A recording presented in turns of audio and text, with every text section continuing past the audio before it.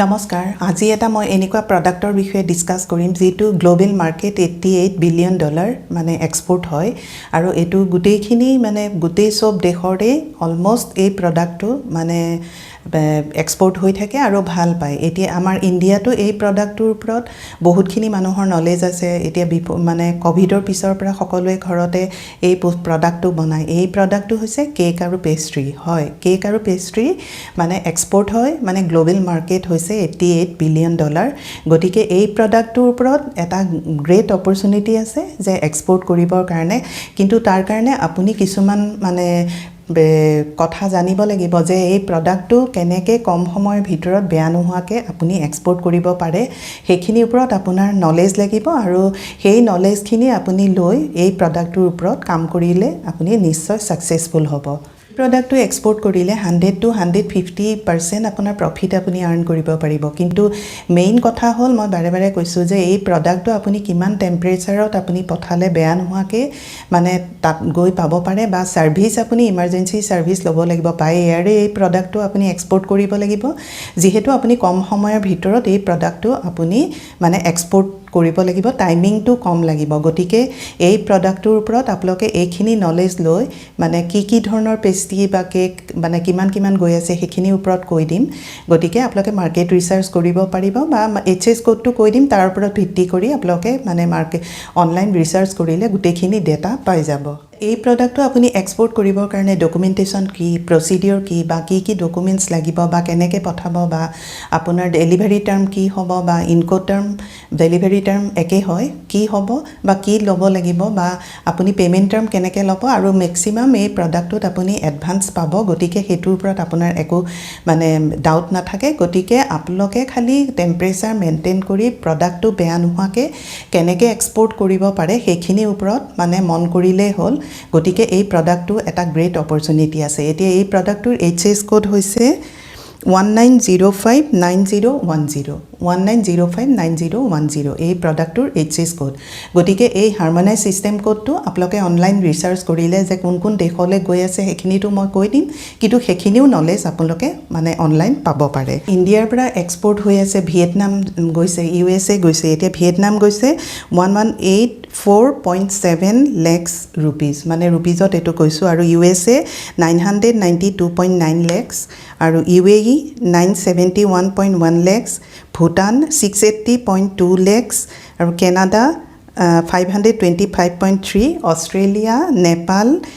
এবিলাক regular basis গৈ আছে গতিকে আমাৰ নিয়াৰেষ্ট কান্ট্ৰি ভুটানো আমি টাৰ্গেট কৰিব পাৰো বা মানে যেহেতু এটো এক্সপোৰ্ট হৈ আছে গতিকে আপোনালোকে খালি প্ৰডাক্টটো বেয়া নোহোৱাকৈ কেনেকৈ এক্সপোৰ্ট কৰিব পাৰে সেইখিনি মানে আপোনালোকৰ প্ৰডাক্টৰ নলেজ লাগিব আৰু টেম্পাৰেচাৰটো মেইনটেইন কৰাটো আপোনালোকে শিকিব লাগিব সেইখিনি হৈ গলে আপোনালোকৰ এক্সপোৰ্ট ইজিলি হ'ব